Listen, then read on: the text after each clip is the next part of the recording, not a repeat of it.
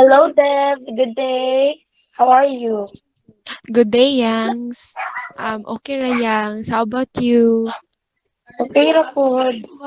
Kapoy, pero laban lang Japon. Yes. Today we will share our thoughts or discuss what is an organizational leadership. First, nakoy pangutanan sa imo, Deb, naka-experience ka ng mahimong leader? Yes, guys. Way back sa akong high school, kanang naka-experience ko being a kining SSG auditor for 4 years and vice president for 2 years. So, that's why naka-experience ako ng mga leader-leaders sa mga organization.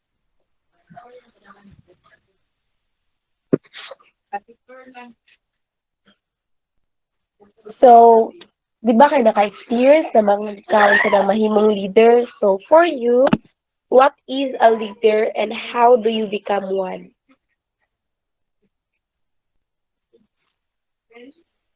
So, for me, leader, accordingly, leader is the one who knows the way, leads the way, and shows the way. So, ang leader, dili siya mao ang boss, but siya ang a person nga humble enough to relate him or herself into different shoe of his or her members para kining maka-create sila og maayo nga organization. Then a leader possessed respect to her or his co-members, and of course a leader has to be a motivation to um, prevent harmful acts from his or her member, and of course kanang ang leader must have the kanang good communication para mahimong effective iyang pag-lead sa usa ka organization. And how to become a good leader. So, to be a good leader, we must uh, open our hearts, open our mind, and arms to anang embrace sa kung giingon ganina different kaning shoe of others para ma-relate nimo imong self as a leader. Then you must be ng open-minded, and of course dapat pud ka Christ-centered nga leader para mahimo gyud ka nga good enough nga leader. So that is my notion about uh how to become a leader, a good leader, a real leader. So that's my notion. Yes, very well said, guys. It's sure good nga, as a leader, we should be kanang a good role model to our members bitaw kay silbi kita ang mo'y ga-guide ana sa ilaha in order to achieve things or goal nato na kailangan nato ma-achieve, as well as ang kana nga position is kanang dili lang bitaw basta-basta, but you should put it in your heart kay dako man kay siya nga responsibility. Yes, true yang. So, napod kay question sa imuha yangs no. Charot. Mobalos ka question. Pero na ko'y question sa imo yang. So, my question is kining question, what are the most common characteristic of a leader? So, actually, naingon na to ganina, but kanang naba kay add nga something unique na characteristic sa usa ka tinuod nga leader. So, naba kay mga kuan dira iyang mga nahibalan. So, can you share with me inana kay para madungagan pud akong knowledge? Yan. So, the most common characteristics of a leader is that First, dapat effective communicator ka, accountable and responsible, long-term thinkers, self-motivated, confident, people-oriented, and emotionally stable. So, isahit na ko si, example, si President Rodrigo Duterte. So, siya tong, kung di ba, karon president here in the Philippines. So, si Yes. President Duterte, gagamit siya og different leadership skills. Og usapod sa makita nato sa iyang characteristic is that firmness in his decision, taking responsibility of his action. Di ba kung si President Duterte kay kung kang mag-decide siya ana, like kanang murag bitaw kanang firm gid siya na kung i-decide na niya like murag sure na gid siya ba ay na niya ikuan ga take siya responsibility. Example kung unsa may mga possible nga consequences sa ato or unsa may possible nga mahitabo atong decision nga iyang gihatag. And second is the ability to desired outcomes. Like ato gitawag iyahang war on drugs, di ba? Iya ay nakakita gid nato ang difference na from katong niagi nga year compared atong katong siya na ang nag-lead like kanang murag ni-reduce na gitong case bitaw sa drugs diri sa kanang Philippines. Ana then one pod actively monitor subordinates and also punishes kung kinsa tong nasayop. Like kanang as a leader dapat makipag-cooperate man ta sa atong member di ba kay dili man na nato mahimo nga kanang kita-kita lang kay like katong one gani saying nga no man ano to lives in an island sa ba to ana Yes, then yes. kanang in every kanang situation or na nanginahanglan bitaw tag others in order to accomplish anak nga task. So kanang gina-monitor niya iyahang mga kanang katong mga member like kung unsa day sa mga mayor lugar diri sa kanang mga lugar-lugar gina-monitor niya kay dili ba niya masuroy tanan ang Pilipinas ana. So niya unsa nay kanang nahitabo diha ana bitaw like gina-update gyapon siya then always think to the goodness of the people.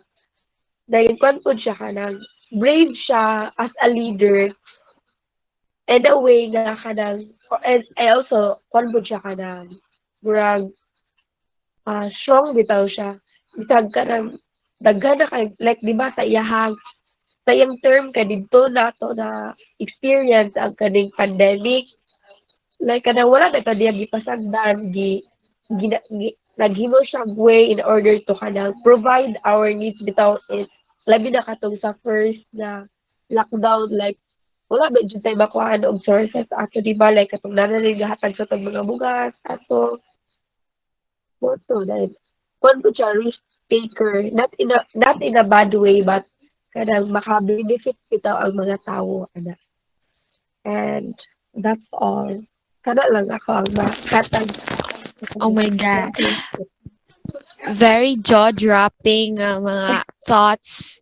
Tapos, relate pag yun into reality. So, very nice, yeah.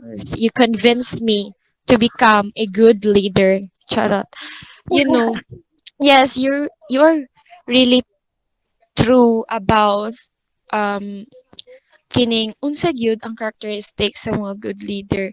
You must have the kining ang pagiging leader is actually a talent jud siya and a desire sa imong heart to lead. Kay ngano kung wala kay desire nga mo lead, so fail gyud na siya. So a leader kailangan love nimo imuhang ginabuhat to lead. Love nimo the to lead the organization or like Rua Duterte matud pa niya nga kining di ba na siya quote ato sa iyang anak nga sige lang day katong ingon siya ba nga sige lang day nga kining magtrabaho lang taog kining tarong let's serve the people so ang maybe the reward na sa langit so di ba ilahag yung desire to lead the people in the Philippines so Lagi kay ana dili gid kanang basta-basta lang yes bitaw ability. Yes niya, dili biya mabayaran og kwarta ang pagiging leader kay kapoy biya kayo. Sige ra kag basa para unsaon nimo ang Pilipinas para malambo ana. Lagi. So, kuan, mabalos na pud kog pangutana sa imo, Deb. Sure, ganahan ko ana. Okay, kani. What is the most popular leadership style? So for me, dili na ta mo layo. Para sa ako, no, dili lang para sa ako ato. According po sa research, the most popular kining style in leadership is sa actually, especially in the Philippines is democratic yun. Democratic. So let's relate it to the kining latest kayo nga nahitabo sa ato diri sa Philippines ang 2022 election. Yeah. So since Philippines is a democratic country, so kining kuan jud nga kung unsa ang mas daghan nga kaning voice or daghan nga vote nga mga for example there is specific na to sa presidential mga sa president. So ang kinsay pinakadaghan og vote, so mao gyud to ang mahimong presidente nato. So bisan pag kuan mag unsay imong buhaton dira dili ka mosugot nga imong gibutuhan na pilde wa gyud kay mabuhat kay democratic country man ta. So kuan jud ang pinakadaghan jud og votes nga in favor sa mga Filipinos mao gyud ang makalingkod as a president or as a leader as a whole in the whole Philippines. So mo na siya, therefore ang democratic is kining kuan gyud siya, popular gyud siya nga leadership style especially in the Philippines. So effective pud ni siya nga leadership style because it allows lower level employees to exercise their authority. So they will need to use wisely in the future position they might hold. So it also resembles how decision can be made in the company, in an organization, and or in the country. Sa akong giingon ganina nga pareha sa Philippines na kining nagkuanta og halalan 2022 to kining to identify who will be the next president nato for 6 years. So that's it. Ana yes ka kanang tinudjud nga bisan pag kanang kinsa to imong gusto gid kaayo nga kuan mahimo nga leader but kay democratic man ta so kanang dito gid ta mag-respect dito sa majority ana nagipili sa mas nakadaghan. Yes, true. So naa pa gid kay question na pud sa imong Yangs. Okay ra ba Yangs nga naa pud kay question sa imong Go. Ganahan ko mag-answer. go. Ganahan ka. Dapat lang. Bitaw, so the next Dito lang. question will be kining what is organizational leadership and why it is important. So in your own what is your notion about this kining question, Yangs? May I have your ideas? So, organizational leadership.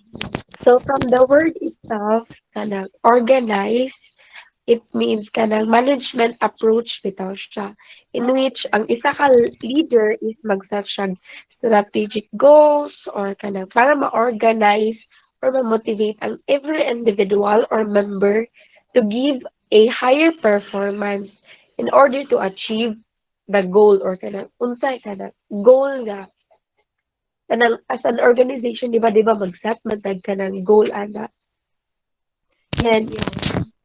it also organized things which involve all the process and the possible results that lead to development and achievement of organizational goals. So katong According to Landa Ellington, the key difference of organizational leadership is that a leader is the combined siya of business understanding as future visionaries who look forward or forward thinkers or look forward about what is the main goal or what are the possible outcomes.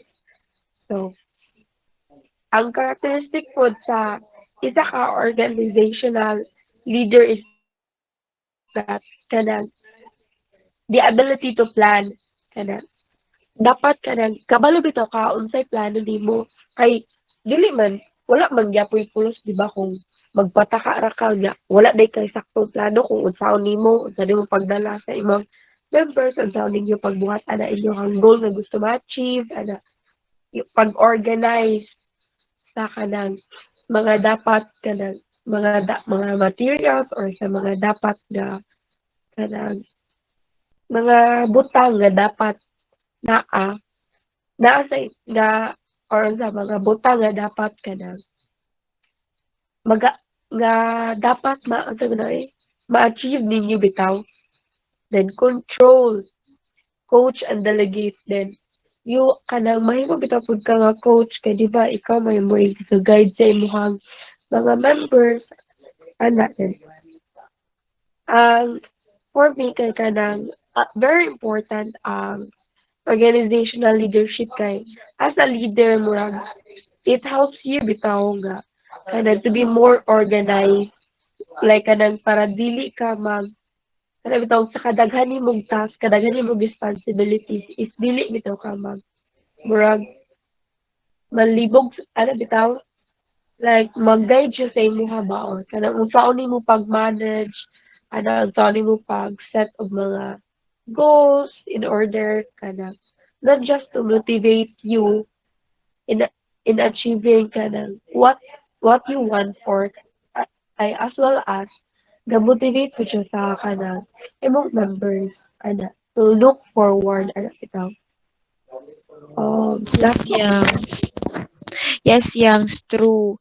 Kang ang importante gyud kaayo ang organizational leadership para ma-organize ang everything. Kay kung gubot ay wa kay paingnan.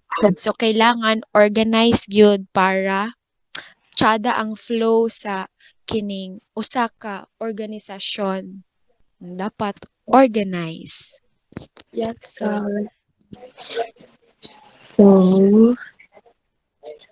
so kuan napakudungag nga question sa imo ana. sure, Yangs. Very sure. Go ahead. How to develop yourself as an leadership. Organizational leader. Hi, okay, Yangs. So, ganina, kanang with you talk about what is organizational leadership. So, for this point, um, I will state some good points how to be a an organizational leader. So, kining a good leader kaning has the ability of of being ethical person in order to shine through leadership so to be an organizational leader you must have uh you must know what is right from wrong. So number one, a good leader's ability is to demonstrate the skills, knowledge, and your experience to undertake the task expected from your co-members. So, uh, both in terms of kining job, it requires to be completed sa imong it requires to complete your goal. So that is why a leader must have this good point. So nakuyata nga good point. So an organizational leader must be objective maliban atong kuan siya maghatag siya og mga strategy mag-provide og kanang strategic plan to assess kining organized nga organization. So a leader must be objective and fair and reasonable sa iyahang mga kining iyang mga kauban. And number two, kining um to become an organizational leader, you must act with conviction. And next, you must have a clear direction. And the most important thing is you must communicate effectively and efficiency. So, to be a organizational leader, since mag-assess ka og kining kuan is mga plan, mga strategic plan to organize the organization and to lead an organized organization, communication is the key gyud para ma-achieve ninyo ang pagsinabtanay para to have a better nga kining leadership, maka-create mo og maayo nga leadership and ma-achieve ninyo inyong goal as a team. Because in organizational leadership, dili lang isa kailangan ang mag-function. Dapat from the highest kining position to the lowest position dapat mag-function gyud. You know, isa ka organization is dili siya mo mahimong kining ma-achieve ilang goal if ang isa lang ang ga-function. So kailangan gyud mag-function ang everything. So that's it. That is my kining notion about kining how to become an organizational leader. Yes, Deb, I do agree with you ka. As a leader, it is very important na mag-build ka ng good relationship ito or makikommunicate ka sa imong member na bitaw in order to not just to achieve your goal but also makon ka bitaw na nahimo nimo ang imong part, imong responsibility as a leader. Yes, Yangs. So kanang another question for you, Yang. So okay ra ba yan sa mangutanan sa question? Go. Kana. Sige, yes, guys. Okay, question. Your question goes like this. Char from Miss Universe. So,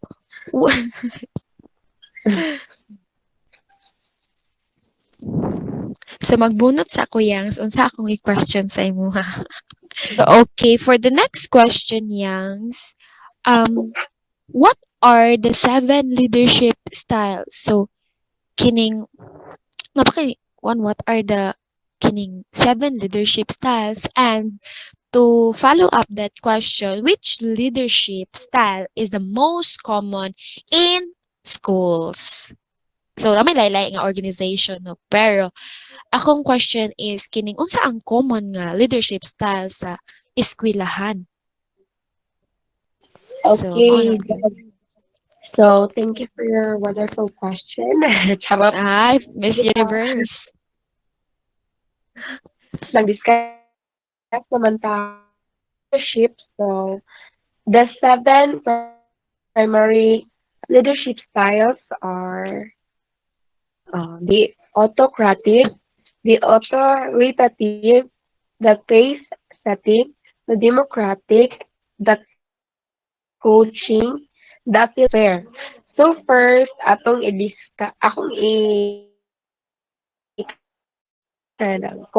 share akong thoughts unsa ang leadership. So, ang autocratic leadership is that the focus less lang siya on collecting input from the team, but instead, gahatag og executive decision on what to do or what to follow. So, ang autocratic leadership style is kung siya do as I say, or it is a command control approach ka ng kuan bitaw siya silbi ang as a leader kanang maghatag siya sa iyahang member is that ang iyang ihatag sa member is that kanang fixed na bitaw nga instruction or this decision like kanang moingon na lang siya nga kani sundan ni then as a member imong buhaton is kanang sundan na lang atong fixed nga kuan nga gihatag sa leader sa imuha so magamit pud ni siya nga approach kung kana bitong dinalian nga task nga kana Yes, like gamay na guys. lang bitaw kayo ang oras di ba Kana di ba ang leader ana kay mm, maghatag na lang instruction dito murag so wala na open what was forum nga ang mahitabo. iyahang pros ana or kanang dito na lang dayon kay kanang dinalian so what benefits niya is that kanang mag maghatag ay it reduce kanang stress bitaw to individual kay ang lead naman mo ay ka decision. But however, kanang conflict siya kanang murag stressful bitaw siya sa lead as sa kanang leader kay as kay ikaw man ang responsible na maghimo sa kanang decision. Kay ang katong imong decision nga gihatag or instruction nga gihatag kay sundon na mato sa imong member. So, moto siya ang autocratic leadership. Next is next is the authoritative leadership.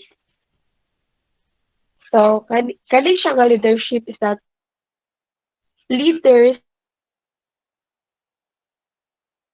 their faith kaya issue tao bitaw nila ilang kanang to make their own decision in achieving the goal or kanang magayo siya na idea or kanang mo-accept siya kanang mga suggestion bitaw from other people in order to kanang kuan mas matsyada pa bitaw ang kanang task na gusto nila i-achieve. O gani po siya nga style is called the visionary leadership or kanang follow me. Though kanang dahatag da-accept siya mga ideas or suggestion suggestions kanang siya gyapon the lead bitaw like kanang so imo yung idea pero kanang i-enhance na di ana sundaan na murag siya gyapon imo i-follow ba. For example, ikaw to naghatag sa idea, kanang siya gyapon imong i-follow. However, kanang murag naminaw na bitaw siya sa iyang member. Kanang unlike atong autocratic leadership na siya ra gid ang nahimo sa desisyon.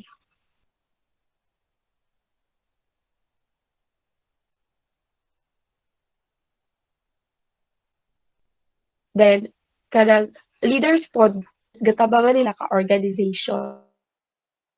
Is ang pros ating leadership is that it helps to motivate people and kada ga-build siya, it helps to build good and strong relationship, unity, and collaboration. However, kada pressure po siya for the leader, kada, di ba kay, as a leader, ikaw may galid, so kada, imong members, na follow ba the same, so kada, nasa imong pressure bitaw kung na dapat kada sakto ni, kay sila ga-follow sila sa kuha. Ada. Yes, So, yes. next is ang setting, pace setting leadership. So, focuses on performance and achieving goals. Kada ang leaders bitaw is expect sila nga excellence at outcome and make sure nga ma-achieve gid ang goal. Or kada ang leader bitaw kay dapat kay kung gid ni perfect gid ni dapat mahimo jud tani ana bitaw. Like kung unsa ilang goal dapat ma-achieve gid nila ana bitaw. However, kanang gatag siya stress bitaw sa leader o sa kanang iyang mga member kay dapat kuan man dapat ma-achieve man tud inyong mga expectation. Then kuan siya kani siya nga leadership is gikuan siya keep up style. So ang iyahang pros ay murag yung advantage bitaw ani is highly self-motivated and a strong desire to succeed like murag motivate bitaw ka nga kanang sa pagbuhat sa mga task kay nama kay expectation nga dapat ma-achieve. However, dili kayo bitaw siya kanang murag dili na bitaw niya ginavalue ang kanang process bitaw kung giunsa to pag-achieve kay more on ga-focus na siya sa kanang results or outcome ana nga task. And next is the democratic leadership. So kanang muna man di mong gi-discuss kanina Deb no? Oh, Like yes, so Yangs. democratic leadership. So so kaning democratic leadership style is ginako ni siya og all for one or one for all.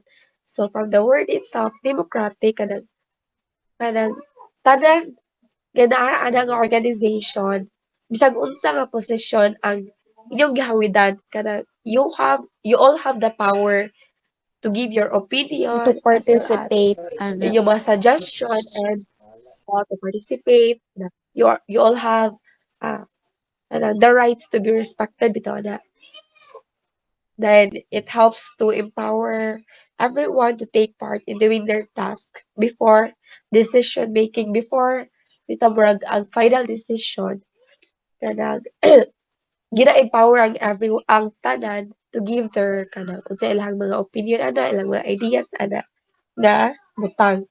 So ang iyang pros is ga-help siya to build a strong relationship towards each other, unity, collaboration, and a higher productivity kay magtinabanga man.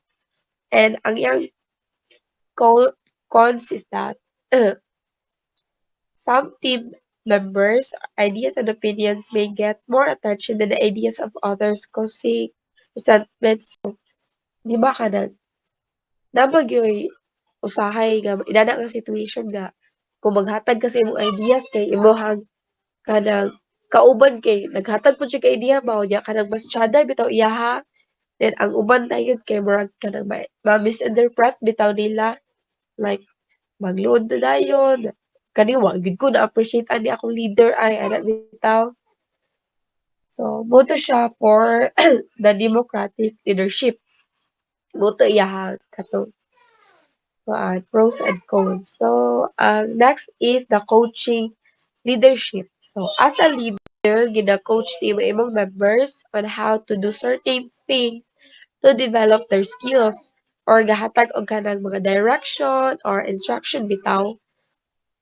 Like kanang pareha gyud anang example sa mga training video like kanang nay mag-coach ba nay maghiya sa imuha kung unsa imong mga dapat buhaton. So kani nga style is more effective siya kung ang isa ka leader mag-invest og time to manage and develop talents, maghatag og motivational feedback towards the members to improve performance. So ang iyang pros pud ani kay ginatambagan niya ang isa ka tawo to improve their skills so that they can perform at their best or gina-help bitaw gina-help nimo ang imong isa ka member to identify his or her weakness para ma-transform niya into strengths. Dayon, cons po niya is kuan siya, time consuming siya kay kuan mag-coach pa man ka like mas taas bitaw nga time inyong ma-consume. Dayon, next is the affiliative leadership or also known as the collaborative leadership or kung siya, ga-focus siya on forming cooperative relationship within the team. Ginatawag po siya, ang iyahang leadership style is ginatawag siya people comes first. Kanang, sa pag-perform bitaw sa task is that dili lang ay ginahatagan og attention ang kanang imong members, ang katong mga tawo nga involved ana nga task, ang katong process kung yun sa paghimo, not just the result. Ang iyang pros pod is gatag siya og kanang more opportunities for kay para sa tanan og it also help to build trust within an organization. Yeah po. However, iyahang cons is that underperformance can be overlooked, resulting in low standards or kanang ang uban bitaw is magsalig na lang bitaw sila so mag-result siya into kanang murag dili na kayo high kanang dili na kayo tsadang performance ba kay ang uban kay magsalig na lang man kay kanang kuha naman siya less stress naman siya sa employee. So last is the laissez-faire leadership. Kanang, kwan siya, opposite siya sa autocratic leadership. So, di ba ang autocratic leadership is katong leadership style nga ang leader kay siya lang ang gahatag og instruction or fixed nga decision para sa gasundod sa members. Ang kaning laissez-faire leadership is get trust kanang murag gasalig bitaw sa imong member nga kaya na nila buhaton nga task ana. Uh, kani siya ang leadership style is ginatawag siya let you do or kato lagi kuan as a leader is gina ah ginasaligan nimo imong member ba nga kaya na nila buhaton nga task. It is more effective kung ang leader is confident sa ability sa iyang team and also check their achievements and progress. Though kanang you let them kanang do their task on their own, still kailangan nimo sila kanang i-update and manage bitaw kung unsa na ilang nabuhat. So ang iyang advantage ani kay ga-encourage trust it kanang it build trust between the team members and the leader kay kuan kanang kuan lang mag-build siya trust kay gasalig mga sa imong members sa imong members pod gasalig pud sila sa imuha as well as kanang ma-inspired pud bitaw sila to kanang mag to do better kay di ba kita ganahan pag kita mag kanang i-improve atong performance kung kabalo ta nga uy gasaligan ta ni ana so ang Yes. nag-cause kuan siya dili siya effective ko sa katong mga kuan bitaw tapulan or unmotivated individual dili siya kanang dili siya advantage ato nga mga tawo kay kung katong mga tapulan nga individual kung pasagdanan nimo sila to do their task kuan man tapulan sila dili to nila mabuhat ana bitaw og sometimes magsalig na lang pod Yes, ang yes. mga members ana. So, boto siya akong answer for the first question. And for the second question, ang akong answer ay ato is most common nga kanang sa school. Mo ba to Tab, sa school? Yes, yang unsa Um, ilahang most kining common in school is kanang parehas na mo answer kanina is for me ang most common gyapon is ang democratic style kay 'di ba sa school kay gina-encourage ay as a teacher kay gina-encourage ang mga students to kanang participate bitaw or kanang everyone has the chance to kanang to excel to kanang mag-excel bitaw in their kanang yes, different yes. kanang talent.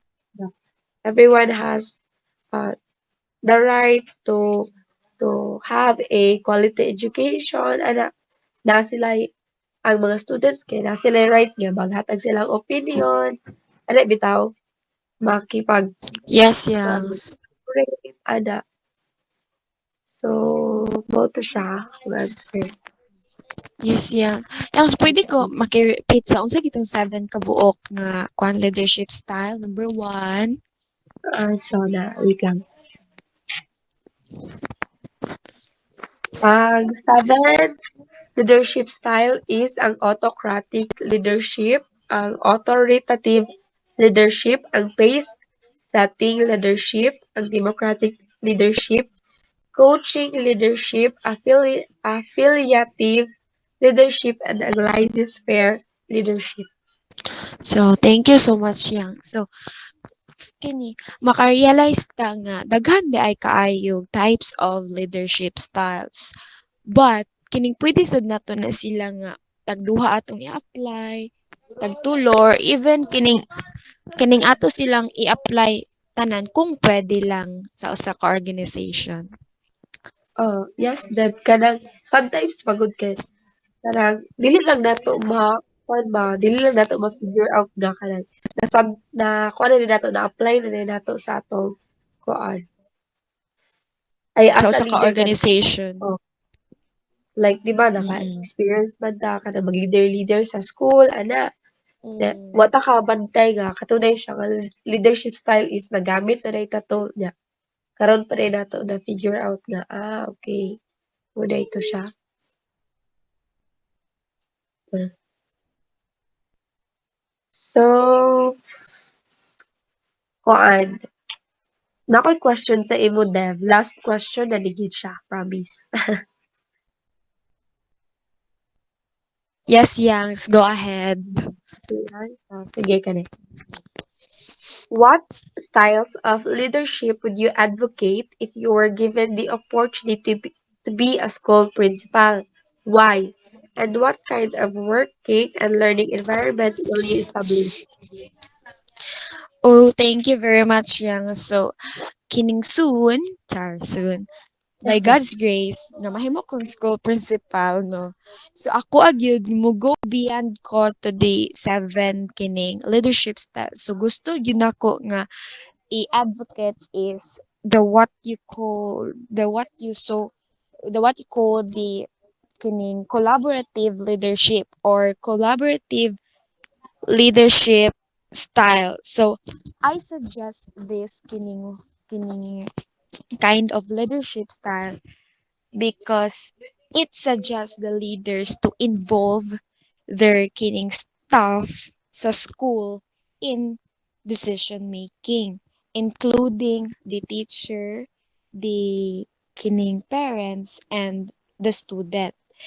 So in school, kining the base gyud gusto ko nga ang school is based on the well-being and the performance of every staff, including sa kung gikan ganina the three kining the stakeholders, the parents, the teachers, and the student.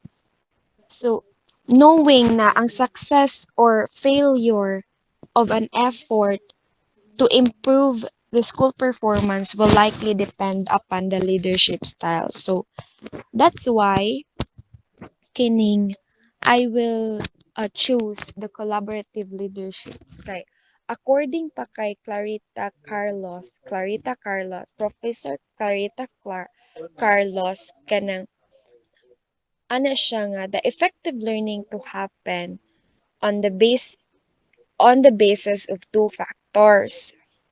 No, according ni siya sa mga empirical evidence, according to Clarita Carlos, now, number one is the mastery of the subject matter by the teacher, and number two is a fairly high level of motivation by the student.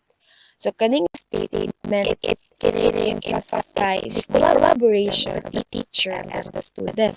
So, kining bisan pag ka master ang usa ka teacher or usa ka teacher as well equipped siya well kining grabe iyang gina-undergo nga trainings to be kining kanang equipped teacher kung ang estudyante is dili motivated enough to kining kanang wala bitaw siya desire to kanang to learn ka para ma-educate, so wala gyud mahitabo. So that's why I will kining push to through the collaborative leadership style.